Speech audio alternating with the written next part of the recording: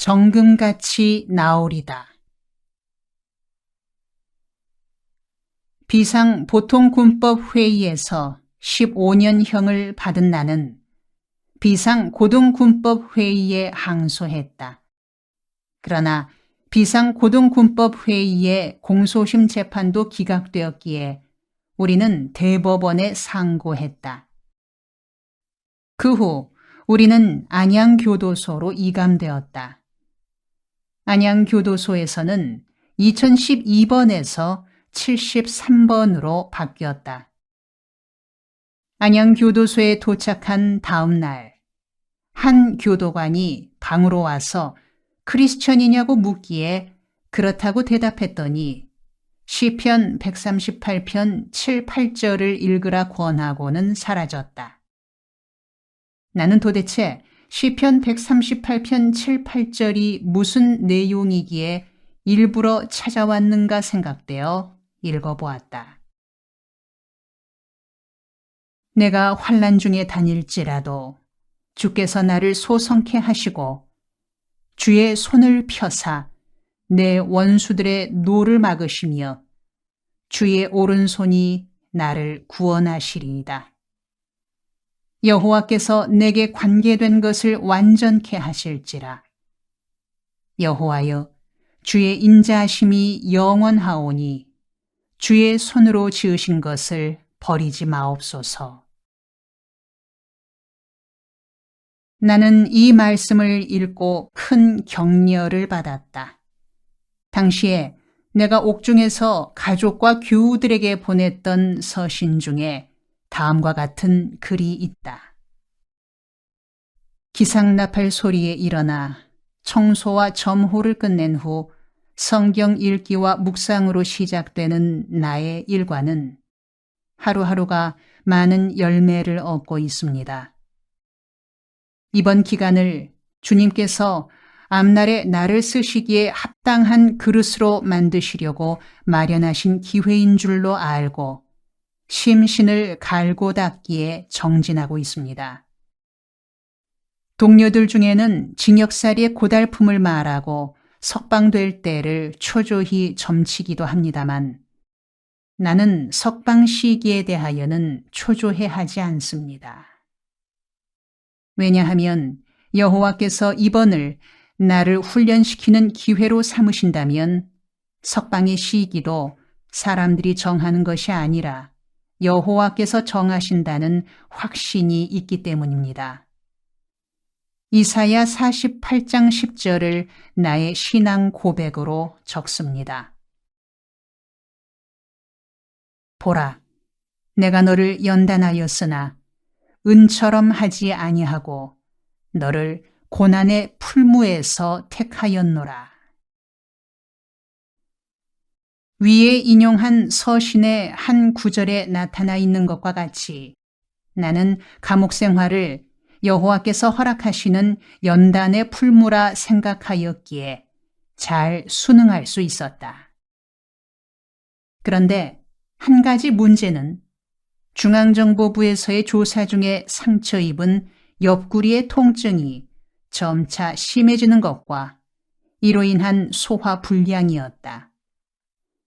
체중이 40kg 아래로 내려가고 건강 상태가 위험 수위에 다다라 고생이 말이 아니었다.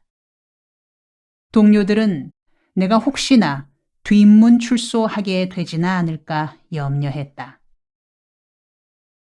뒷문 출소란 감옥에서 죽은 사람들이 앞문으로 나가지 못하고 뒷문으로 실려 나가는 데에서 생긴 말이다.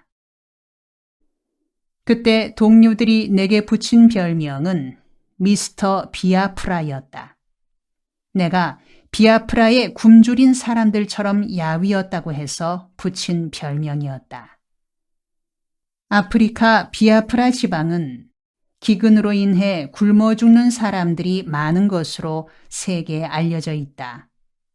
게다가 눈이 침침해져 성경 읽기에 어려운 것이 문제였다. 나는 옥중 음식이 소금국에 콩보리밥만이어서 비타민 부족으로 인해 눈이 보이지 않는 것이 아닐까 하는 생각이 들어 교도관에게 요청했다. 교도관님, 비타민이 부족해 그런가 눈이 잘 보이지 않으니 신선한 채소 좀 먹게 해주시라요. 집에 가서 먹어. 여기가 호텔인 줄 알아? 주문하는 대로 음식이 나오는 호텔인 줄로 아는겨? 잘해주면 또 들어와서 안 돼.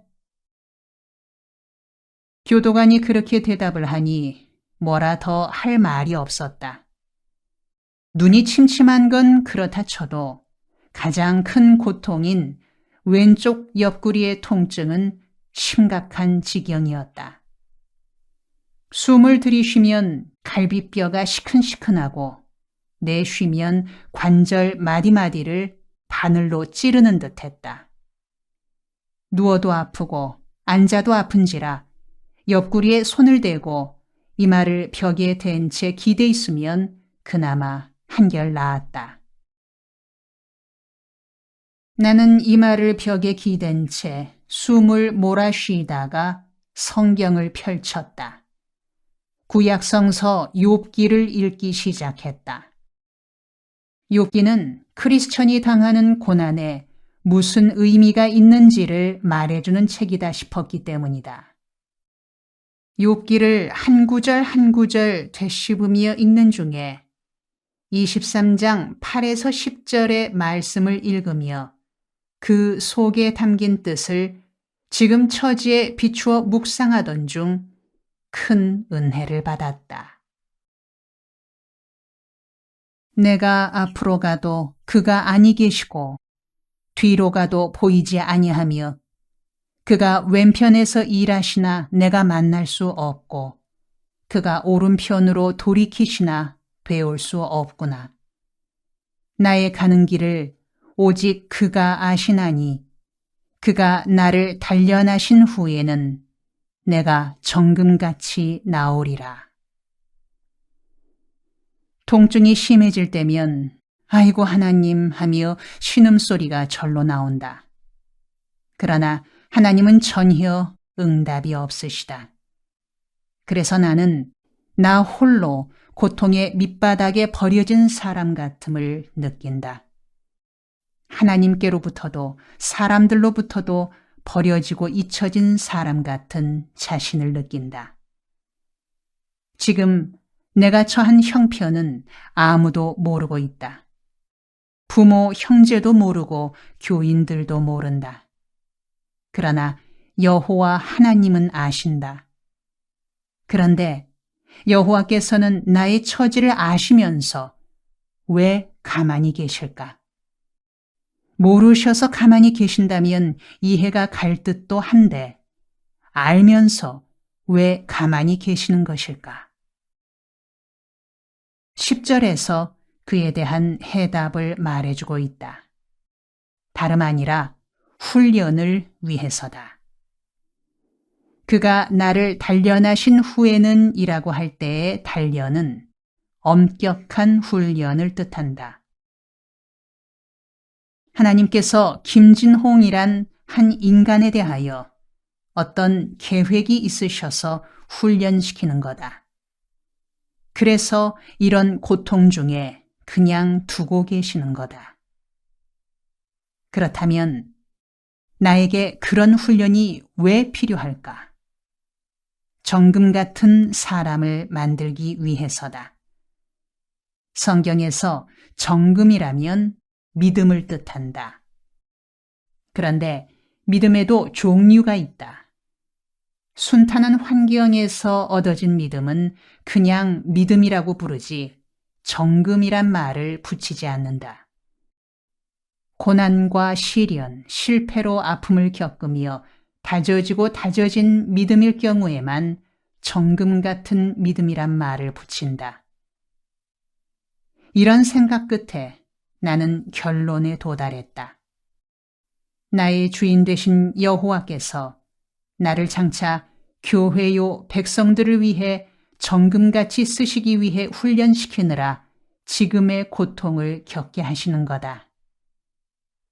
그렇게 생각하게 되니 통증을 견디기가 한결 쉬워지고 마음이 안정되었다. 그 후로 통증이 심해지면 이런 고통쯤 능히 이길 수 있어. 이건 기도하라고 하늘로부터 보내오는 신호야. 이럴 땐 무릎 꿇고 기도해야 하는 거야. 라고 마음을 다져먹고 기도했다. 그리고 그때까지는 낮 운동 시간이 되면 운동장으로 나가기를 거절했다. 정치범들에게는 낮 동안에 하루 한 번씩 30분간의 운동 시간이 허락된다. 교도관이 방으로 와서 공공본 운동 시간이요 하며 밖에서 문을 열어준다. 그럴 때마다 나는 움직이면 더 아프기에 고개만 흔들며 거부 의사를 표하곤 했다. 그러나 욥기 말씀을 읽는 중에 이런 깨달음을 얻게 된 뒤로는 내가 자청하여 운동장으로 내보내줄 것을 요청했다. 그렇게 운동장에 나가서는 달리기에 열중했다. 한쪽 손으로는 아픈 옆구리를 부여잡은 채로 나의 가는 길을 오직 그가 하시나니 그가 나를 단련하신 후에는 정금같이 나오리다. 이 말씀을 구령처럼 따라 외며 다름질을 거듭했다. 그렇게 달리노라면 다리가 후들거리고 눈앞이 침침하게 흐려져 왔다. 그런 때에 담장 밑에 푸른 풀들이 보였다. 나는 사람이 먹을 수 있는 채소인가 해서 가까이 갔더니 토끼풀, 클로버였다. 나는 클로버란 토끼가 먹는 풀이니 사람이 먹어도 독이 없으려니 하는 생각이 들어 뜯어먹기 시작했다. 클로버 잎을 한 주먹씩 뜯어서 씹으며 다름질을 계속했다. 그러기를 며칠을 거듭하니 한결 숨 쉬기가 수월해지는 듯했다. 그러나 클로버가 마냥 있는 것이 아니어서 일주일여가 지나니 클로버 잎이 떨어졌다.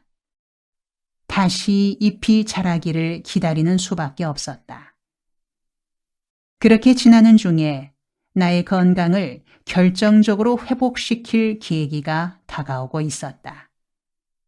다름 아니라 도가 선생 김용상 군이 내 방으로 들어오게 된 것이다. 하루는 정치범 몇 명이 안양교도소로 들어왔는데 그중 한 명이 내 방에 배치되었다. 중요한 정치범들은 독방 수감이 원칙이었으나 긴급조치 발동으로 정치범 숫자가 늘어나자 각 방으로 후배 정치범들이 배치된 것이다. 내 방에 들어온 그는 20대 후반의 김용상이란 젊은이였다. 그가 인사하는 자리에서 내 얼굴을 살펴보더니 물어왔다. 김 선배님, 건강이 좋지 않으십니까? 안색이 매우 나쁩니다. 조사 과정에서 조금 무리가 있어 왼편 옆구리를 다쳤는데 통 풀리질 않는군요. 아, 그래요? 염려하지 마십시오. 제가 책임지고 회복시켜드리겠습니다. 제가 하자는 대로만 따라해 주십시오. 한 달이면 거뜬히 회복될 겁니다. 직업이 의사입니까? 아닙니다. 의사는 아니지만 의사 위에 있는 사람입니다.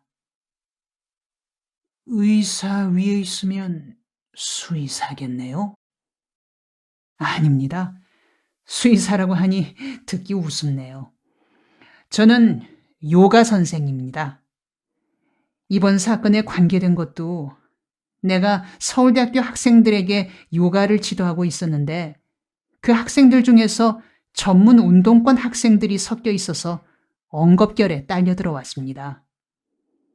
제가 선배님이 회복되도록 지도해 드릴 테니 제가 하자는 대로 따라 주십시오. 이제부터 건강 문제만큼은 제게 맡기시고 안심하십시오.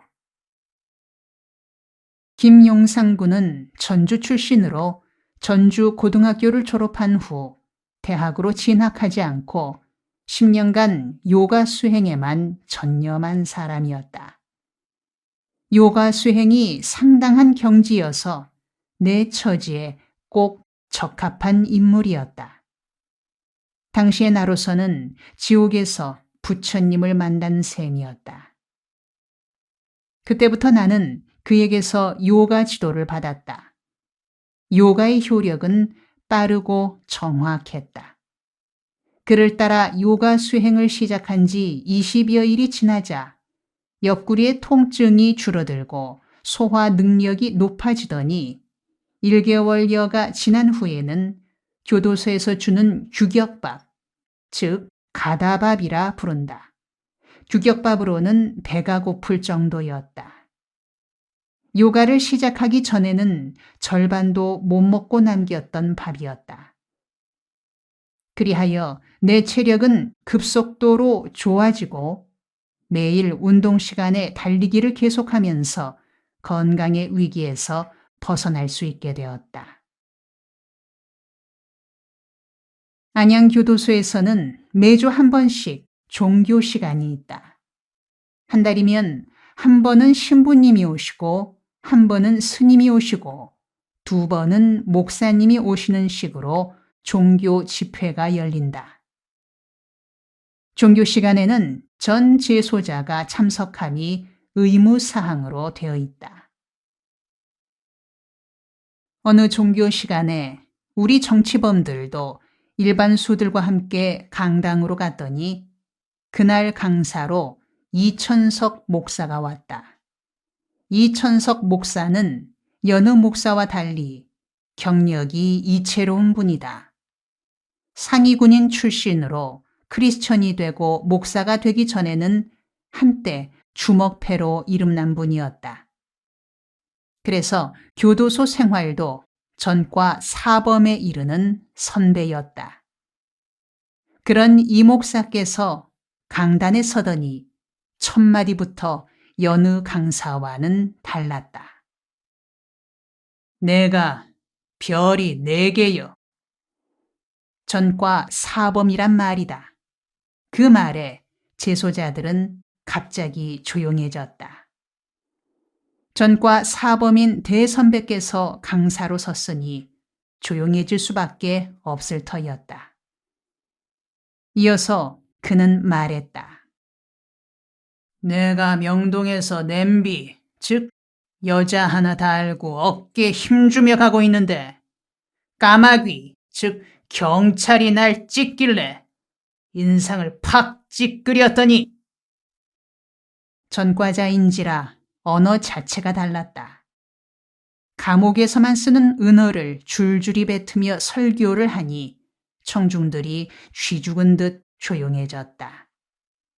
그리고 이천석 목사님 이야기 자체가 유별났다. 그렇게 주먹을 휘두르며 살아온 그가 예수님을 만나 회개하고 새 사람 되기까지의 인생 역정이 드라마틱하고 또 은혜스러웠다.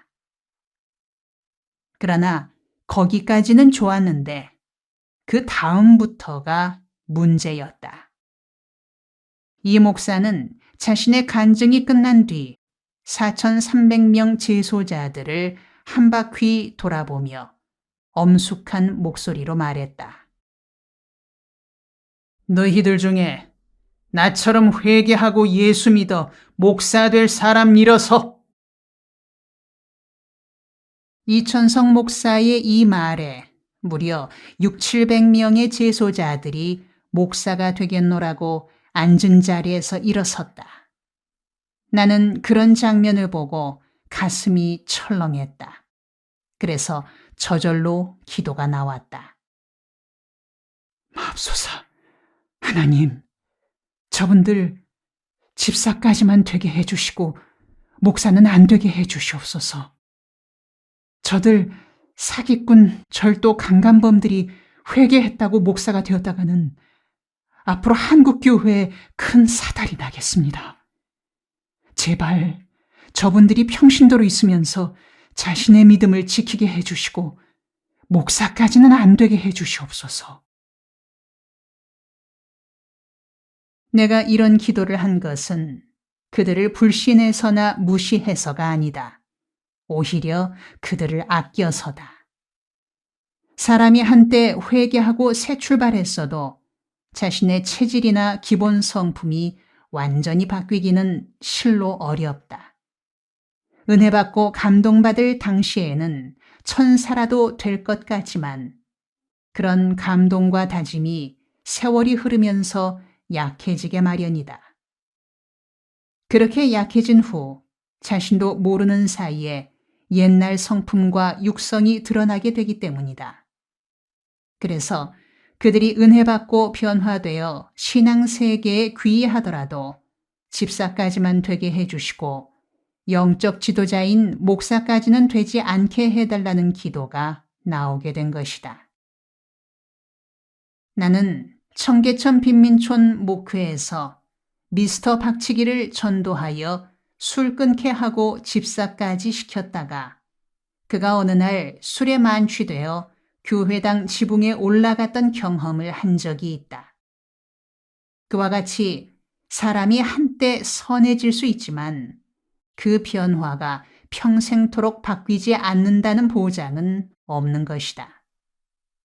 그래서 그런 기도를 저절로 드리게 된 것이다.